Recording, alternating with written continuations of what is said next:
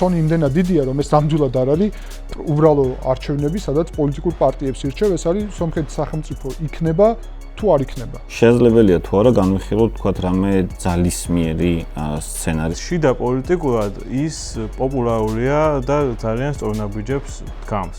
შეიძლება ომი გინდას ნარატივი მთლიანად გაქარწყლდეს. ჩვენ საქმე ქონდა რუსეთის სპეცოპერაციასთან, რომელიც მიზნად ეხავდა შიდა deep state-ის, რაც არის KGB-ს აგენტურის გამოყენებას. ჩამოიშალა რუსეთის და სომხეთის ამ რაღაც შეუყეველი პარტნიორობის მითი. ფაშინიანის გამარჯვება პრაქტიკულად გარანტირებულია ამ მომენტისთვის.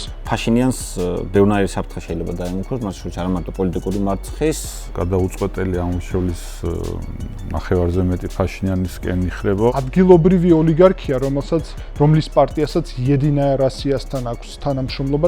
რამდენად მოსალოდნელია, რომ ოპოზიციური ალიანსი ყველაფერს დავდეს. რუსეთი საკმაოდ ბევრ რამეზე წამსვლელი შეიძლება იყოს. მათ შორის პასუხი უნდა გაიცეს ამ მოკლე პერიოდში არჩევნებამდე იმ შესაძლო პროვოკაციებზე, რაც შეიძლება რუსეთმა მოაწყოს. აქ ანტიევროპულ მდგენელში ყოველთვის არის ასევე რუსეთის ინტერესი სომხეთის წინააღმდეგ.